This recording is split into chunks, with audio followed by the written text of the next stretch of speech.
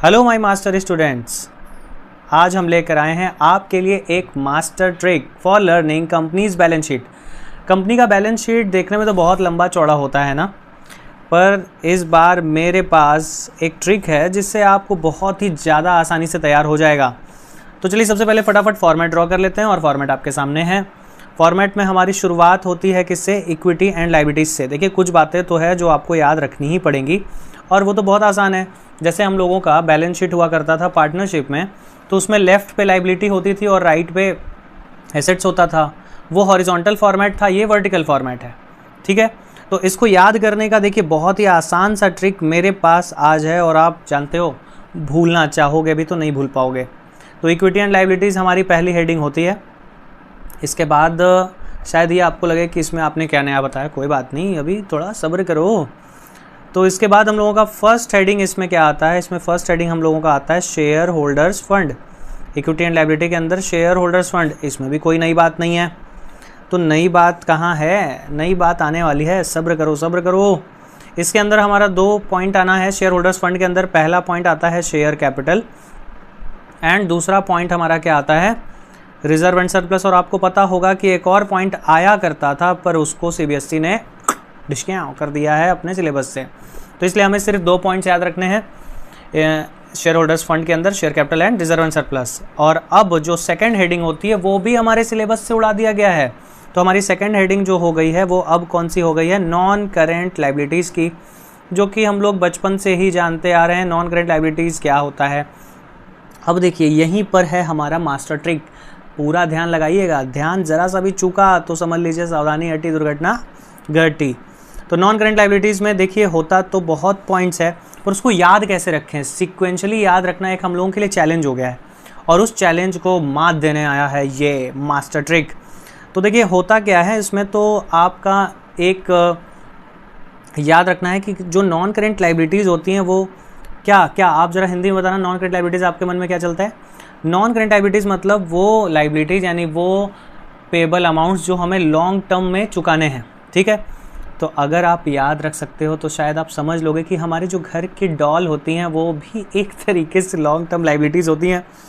तो जो डॉल होती हैं उनको हम लोग बड़ा करते हैं, पालते हैं, पोसते हैं, उसके बाद विदा कर देते हैं। तो क्या होता है हमारे जो डॉल होती हैं घर की, वो हमारे लिए एक तरीके से देखा जाए तो नॉन करेंट लायबिलिटीज़ होती हैं, है ना? सही कहा ना? तो चलिए डॉल की स्पेलिंग क्या होती है ज़रा बताइएगा एक बार। DOLL। आपका नॉन करेंट लायबिलिटीज़ तैयार हो गया। विश्वास नहीं हो रहा है ना? चलो डी से क्या होता है? डी से होता है, देख लेते हैं, डेफर्ड टैक्स लायबिलिटी। और फिर एक बात बताऊं आपको कि ये भी सिलेबस से उड़ चुका है, तो this is not in use now. अब आता है ओ फॉर क्या आता है? अदर नॉन करेंट या लॉन्ग टर्म बोरोइंग्स भी हम कहते हैं, other non current liabilities. And L for long term borrowings and next L for long term provisions. तो आप कहोगे सर इसमें याद करने जैसा क्या है? अब देखो इसको और आसान बनाता हूँ। पहला तो आपको क्या याद रखना है कि नॉन करेंट लायबिलिटीज़ कौन होता है? हमारे घर की बेटियाँ। तो डॉल से याद हो गया, पर डी तो हमारे सिलेबस में ही नहीं है। तो क्या आपको कोई और यहाँ पर निमोनिक्स नज़र आ रहा है? मुझे तो बहुत अच्छे से नज़र आ रहा है। तो अब हम लोग इसको भी नहीं याद रखेंगे, हम लोग याद रखेंगे LOL, lol, laugh out loud. Non current liabilities में आपको क्या याद रखना है? लॉल याद रखना है। Lol means first L means long term borrowings. और इतने दिन से आप प्रिपरेशन कर रहे हो, ये तो जानते ही हो कि लॉन्ग टर्म बोरोइंग्स किसको बोलते हैं। क्यों नहीं उम्मीद कर सकते क्या आपसे?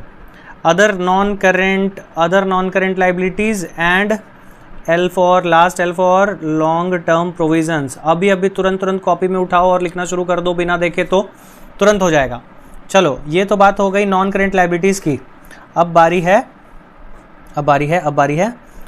करेंट लायबिलिटीज़ की। करेंट लायबिलिटीज़, क्या कोई ट्रिक आ रहा है दिमाग में? फर्स्ट लॉल याद हो गया होगा मेरे ख्याल से। अब आते हैं करेंट लायबिलिटीज़ में। करेंट लायबिलिटीज़ में क्या आपको याद रखना है? करेंट लायबिलिटीज़ यानी कि टॉस याद रखना है आपको। टॉस करना है तो आपका करेंट लायबिलिटीज़ क्या हो जाएगा? तैयार। अब हंस रहे होगे ना, सर ये सब क्या मजाक चल रहा है? नहीं मजाक नहीं भाई, सीरियस है, पूरा सीरियस है।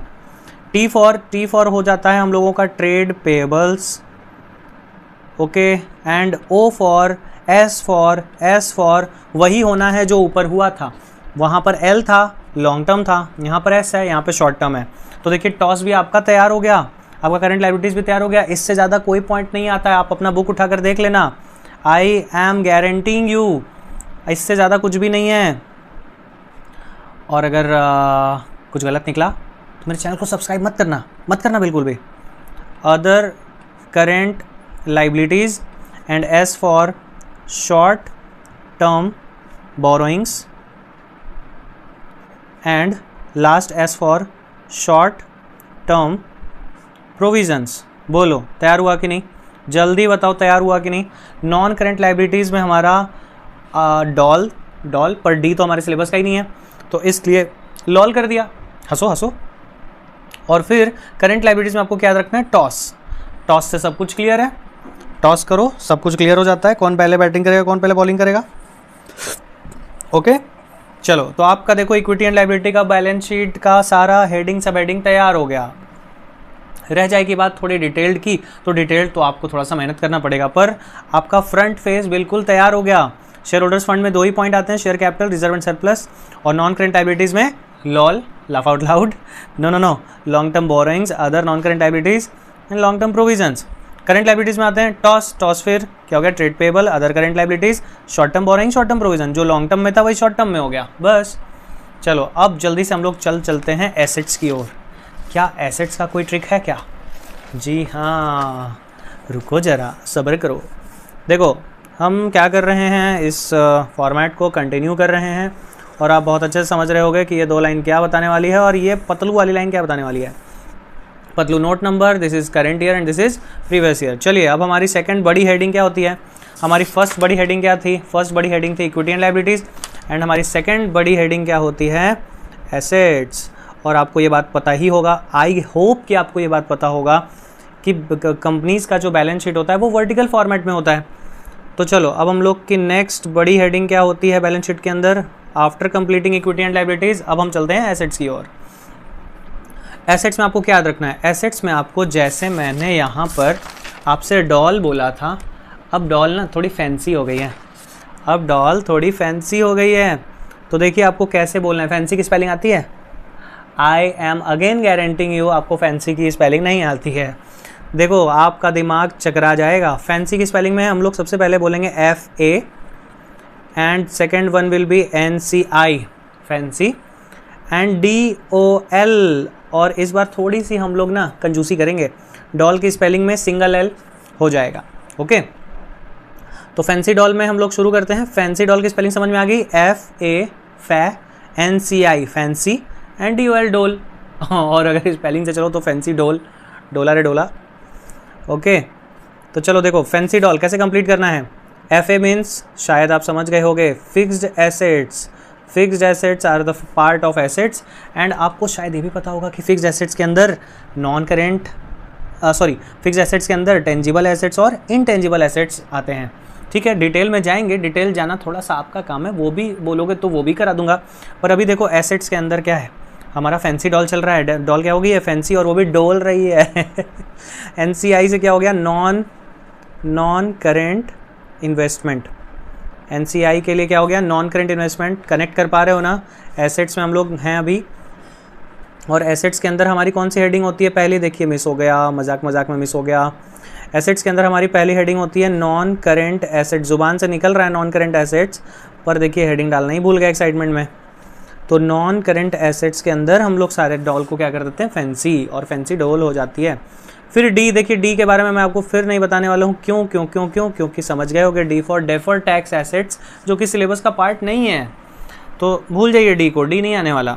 ओ से क्या होगा, ओ से other current assets. Okay and L से शायद आप पकड़ लिए होगे, जैसे वहाँ लॉन्ग टर्म प्रोविज़न होता था, लॉन्ग टर्म बोरोइंग होता था, यहाँ long term loans and advances, long term loans and advances. Okay तो आपका तैयार हो गया फैंसी डॉल, बोलो जल्दी बोलो, तैयार हो गया कि नहीं। उधर क्या था, एक बार quick recall, quick. Shareholders fund, share capital, reserve and surplus, non current liabilities lol, and current liabilities toss, and आपका एसेट्स में, नॉन करेंट एसेट्स में फैंसी डॉल। ओके, डॉल में डी किसी काम की नहीं है। अब नेक्स्ट आते हैं, अब बारी है करेंट एसेट्स की। हमारे एसेट्स में टोटल 2 हेडिंग्स हैं और इक्विटी एंड लायबिलिटीज़ में टोटल 3 हेडिंग्स हैं। ठीक है, इक्विटी एंड लायबिलिटीज़ में 3 हेडिंग और एसेट्स में 2 हेडिंग। करंट एसेट्स में आते हैं। करंट एसेट्स, जैसे वहाँ करंट लायबिलिटीज़ में हमने क्या किया था, करंट लायबिलिटीज़ में हमने क्या किया था, टॉस किया था। अब हम लोग करंट एसेट्स में आ गए। करंट एसेट्स में हम लोग क्या करेंगे, करंट एसेट्स में हम लोग करेंगे आईसीसी का टॉस। क्या सुना, आईसीसी का टॉस। और कंजूसी बना के रखना, जैसे यहाँ डॉल की स्पेलिंग में सिंगल एल कर दिया था, वैसे यहाँ टॉस की स्पेलिंग में भी सिंगल एस कर देना, एक एस खा गए। ठीक है, चलो फटाफट से देख लो। आई फॉर क्या है, आई फॉर है हमारा इन्वेंट्री, एंड सी फॉर है हमारा कैश एंड कैश इक्विवेलेंट। देखो शायद आपके दिमाग में ये भी आ रहा होगा कि सर आप नंबरिंग ऊपर नीचे कर रहे हो, आप आइटम नेम ऊपर नीचे कर रहे हो, पर ऐसा कोई दिक्कत नहीं है। आप बैलेंस शीट में नेम्स ऊपर नीचे कर सकते हैं, हाँ, बट करेंट एसेट्स का नाम करेंट नॉन करेंट एसेट्स में नहीं लिख सकते, इस बात का ध्यान देना है। ओके, तो inventory, cash and cash equivalent, and एक और सी फॉर क्या हो जाता है हम लोगों का, जस्ट उधर था नॉन करेंट इन्वेस्टमेंट, इधर हो जाएगा करेंट इन्वेस्टमेंट। टी फॉर क्या हो जाएगा, टी फॉर हो जाएगा हम लोगों का ट्रेड रिसीवेबल्स। जैसे वहाँ क्या था लायबिलिटीज़ में ट्रेड पेबल था, यहाँ ट्रेड रिसीवेबल्स हैं। एंड ओ फॉर समझ गए होगे ना, other current assets. And S for, जैसे यहाँ long term loan and advances, वैसे यहाँ short term loan and advances. बोलो समझ में आया कि नहीं, बोल दो ना ज़रा, दिल में जो है छिपा, जल्दी से बता दो समझ में आया कि नहीं। आपका एसेट्स तैयार हो गया, non current assets fancy doll, current assets ICC toss, दोनों में कंजूसी किया हमने, एल खा गए एस खा गए। और फुल फॉर्म तो देखो आपको 2 मिनट में याद हो जाना है। और current liabilities, non current liabilities and equity and share holders fund. Share holders fund में 2 पॉइंट, नॉन करेंट लायबिलिटीज़ में लॉल, करेंट लायबिलिटीज़ में टॉस। ओके, अगर पसंद आया, अगर समझ में आया तो लाइक ज़रूर कर देना, नहीं पसंद आया तो कोई बात नहीं, मैं कुछ और ट्रिक तैयार करूँगा। शायद ये वीडियो आपके लिए हेल्पफुल होगा। नेक्स्ट वीडियो बनाएं, किस टॉपिक पर बनाएं ये आपकी ज़िम्मेदारी है बताना। ओके, मिलते हैं नेक्स्ट वीडियो में, बाय बाय, टेक केयर।